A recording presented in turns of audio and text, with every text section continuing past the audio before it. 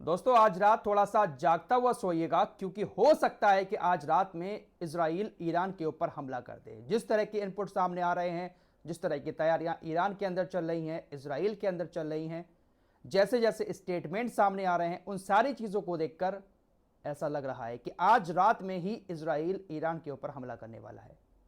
तैयारियां ईरान ने पूरी कर ली हैं। ईरान के कमांडर का कहना है कि हमारा एयर डिफेंस सिस्टम दुश्मन के हर हमले को रोकने के लिए और नाकाम करने के लिए पूरी तरह से तैयार है। दुश्मन हमारे एयर डिफेंस सिस्टम की भी ताकत को अब महसूस करेगा। दोस्तों, इजराइल का हमला तो तय है, इस बात में तो कोई शक है ही नहीं कि इजराइल हमला नहीं करेगा। आज नहीं तो कल इजराइल को हमला करना ही करना है। और इस बार इजराइल का हमला जो है ना, वो ईरान के परमाणु प्लांट पर होगा। अमेरिका और इजराइल बहुत टाइम से इस बात पर नजर बनाए हुए हैं। कहां कहां पर ईरान अपने परमाणु प्लांट चला रहा है, कहां पर उसके परमाणु हथियार बन रहे हैं, इजराइल के पास भी खुफिया जानकारी है और अमेरिका के पास भी इस बात की खुफिया जानकारी है। इस बात के पूरे चांसेस हैं कि इजराइल ईरान के परमाणु प्लांट को ही निशाना बनाएगा, क्योंकि अमेरिका से भी उसको इसी तरह के आदेश मिल रहे हैं। अमेरिका के पूर्व राष्ट्रीय सुरक्षा सलाहकार ने कहा है कि, इनका नाम जॉन बोल्टन है, इन्होंने इजराइल से कहा है कि वो ईरान के परमाणु हथियार कार्यक्रम को नष्ट करे और वहां पर हमला करे। अमेरिका के पूर्व राष्ट्रीय सुरक्षा सलाहकार इस तरह की सलाह दे रहे हैं इजराइल को। बाकी जो बाइडन वगैरह और इनके जो सलाहकार हैं वो भी पूरे मिले हुए हैं। तो कह सकते हैं कि इस बार निशाना इजराइल का ईरान का परमाणु प्लांट होगा और बहुत जल्द ये हमला होने वाला है। मेरे दोस्तों, एक और बड़ी खबर आपको बताऊं, जॉर्डन को तो आप लोग अब मुस्लिम देशों की कैटेगरी से बाहर निकाल ही दें तो ज्यादा बेहतर रहेगा, क्योंकि अब जॉर्डन खुलकर इजराइल के सपोर्ट में आ चुका है। अभी तक तो अंदरूनी थे, लेकिन अब खुलकर सामने आया है। जॉर्डन का ये जो राष्ट्रपति है किंग अब्दुल्ला, इसकी बेटी है राजकुमारी सलमा। ये एक पायलट है और फाइटर जेट उड़ाती है। ईरान ने जिस वक्त अपने ड्रोन और मिसाइलों को इजराइल की तरफ लॉन्च किया था, बीच में जॉर्डन ने भी बहुत सारे ड्रोन को मारा और बहुत सारी मिसाइलों को भी मार गिराया। उसमें से एक फाइटर जेट इसी किंग अब्दुल्ला की बेटी सलमा उड़ा रही थी। यह पायलट है और फाइटर जेट उड़ाती है। इसने भी अपने फाइटर जेट से कई सारे ईरान के ड्रोन को मार गिराया। तो कह सकते हैं कि पूरा का पूरा खानदान जो है ना, वो यहूदियों का दीवाना है। मुसलमानों से इनको प्रेम नहीं है, यहूदियों से ज्यादा प्रेम है। मेरे दोस्तों, जॉर्डन कितना खुल के सामने आ चुका है, इसका अंदाजा आप इसी से लगा सकते हैं कि ईरान के विदेश मंत्री ने जॉर्डन को धमकाते हुए कहा है कि अगर जॉर्डन ने जो उसके देश के अंदर अमेरिका के सैन्य ठिकाने बने हुए हैं, उन सैन्य ठिकानों से अमेरिका या इजराइल को ईरान के ऊपर हमला करने की इजाजत दी तो फिर हम उनके ऊपर हमला करेंगे। ईरान ने जॉर्डन के ऊपर हमला करने की खुले शब्दों में धमकी दे दी है। तो आप अंदाजा लगा सकते हैं कि ये मुस्लिम देश जो है ना, किस तरह से यहूदियों के गुलाम बने हुए हैं। ईरान का ये जो हमला था, ये वाकई में छोटा मोटा हमला नहीं था। भले ही ईरान ने 30 साल पुरानी मिसाइलों का इस्तेमाल किया हो, हल्की मिसाइलें इजराइल की तरफ भेजी हो, लेकिन दोस्तों हमला काफी बड़ा था। लेकिन बात वही आती है, जब एक देश को बचाने के लिए इतने सारे देशों का झुंड एक साथ मिलकर खड़ा था, तो हमला तो नाकाम होना था। लेकिन दोस्तों, इस बीच एक और खबर सामने आ रही है और यह खबर अब बहुत तेजी के साथ सर्कुलेट की जा रही है। खुद स्टेट मीडिया जो है ईरान की, उसकी तरफ से इस खबर को बताया गया है कि ईरान ने इस हमले में 7 हाइपरसोनिक मिसाइलों का भी इस्तेमाल किया था। और हो सकता है कि कहीं ना कहीं इस बात में सच्चाई भी हो, क्योंकि 7 मिसाइलें ही ऐसी हैं जिनको अमेरिका, फ्रांस, ब्रिटेन, इजराइल और जॉर्डन का एयर डिफेंस सिस्टम इंटरसेप्ट नहीं कर पाया।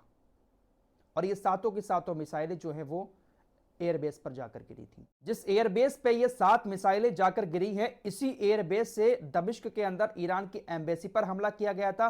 और ईरान का मेन टारगेट यही एयरबेस था, क्योंकि यहां पर सबसे ज्यादा F-35 लड़ाकू जेट इजराइल के रहते हैं और बहुत बड़े बड़े हथियार भी इसी एयरबेस पर रहते हैं। तो मेन टारगेट जो है ईरान का यही बेस था। इधर तो छोटी मोटी हल्की मिसाइलें छोड़कर, हल्के ड्रोन छोड़कर ईरान ने इन सभी देशों को गुमराह किया और ये सभी देश उन सभी मिसाइलों को और ड्रोन को मारने में लग गए। लेकिन इसी बीच ईरान ने 7 हाइपरसोनिक मिसाइलें छोड़ दी। हाइपरसोनिक मिसाइल बहुत खतरनाक होती है, अच्छे अच्छे एयर डिफेंस सिस्टम उसको इंटरसेप्ट नहीं कर पाते हैं। ऐसी खबरें ईरानी स्टेट मीडिया की तरफ से चलाई जा रही है कि 7 हाइपरसोनिक मिसाइल भी इस्तेमाल की थी और वो सातों की सातों मिसाइलें बिना इंटरसेप्ट किए डायरेक्ट एयरबेस पर जाकर गिरी हैं।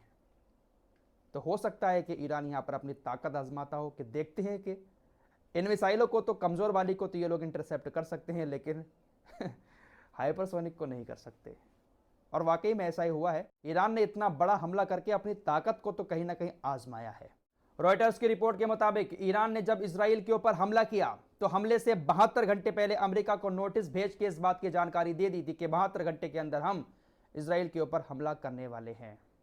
ये जो हमला थोड़ा बहुत नाकाम हुआ है ना, इसकी वजह यह भी रही है कि पहले ही जानकारी दे दी गई ईरान की तरफ से। शायद ईरान भी चाहता था कि ज़्यादा मिसाइलें इजराइल के अंदर जाकर ना गिरें, ज़्यादा तबाही इजराइल के अंदर ना हो, बस हमारी ताकत इन देशों को दिख जाए। क्योंकि अगर सारी मिसाइलें डायरेक्ट तेल अवीव के अंदर जाकर गिरती तो इसमें आम लोगों की भी जान जा सकती थी। लेकिन जहां पर गिरानी थी उनको एयरबेस पर, वहां पर मिसाइलें जाकर गिरी, उसको कोई भी एयर डिफेंस सिस्टम नहीं रोक पाया।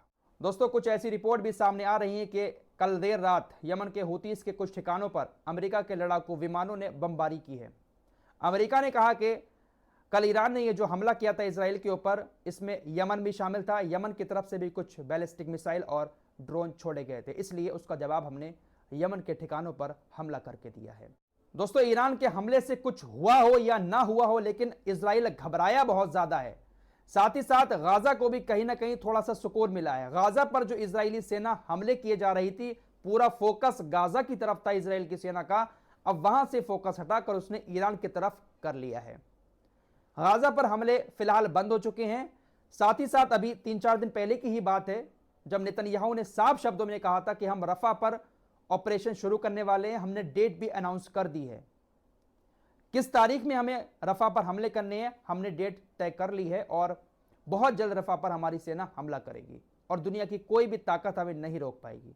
लेकिन अब खबर आ रही है कि फिलहाल रफा के हमले को स्थगित कर दिया गया है। इजराइल ने अब रफा वाले हमले को स्थगित कर दिया है और कहा है कि हम अभी वहां पर हमला नहीं करेंगे। हम रफा पर हमला करने के लिए कुछ रिजर्व डिवीजन को बुला रहे हैं। इस वक्त हमारे जो सैनिक हैं वो लोग रफा पर हमला नहीं करेंगे, बल्कि 2 रिजर्व डिवीजनों को हम बुलाएंगे, उनको ट्रेन किया जाएगा, उसके बाद उनको रफा में भेजा जाएगा। तो कह सकते हैं कि कहीं ना कहीं ईरान के हमले से एक ये तो फायदा हुआ है कि रफा पर जो हमला होने वाला था वो हमला फिलहाल टल चुका है, क्योंकि इजराइल ने अब सारा फोकस ईरान की तरफ कर लिया। अगर इजराइल ईरान से अपना फोकस हटा लेगा, गाजा की तरफ अपना फोकस कर लेता है, तो फिर ईरान इजराइल के अंदर कुछ भी कर सकता है। इसलिए गाजा और रफा को कहीं ना कहीं थोड़ा सा सुकून मिला है। फिलहाल के लिए इतना ही, मिलते हैं कुछ और नई खबरों के साथ। तब तक के लिए अपना ख्याल रखिएगा।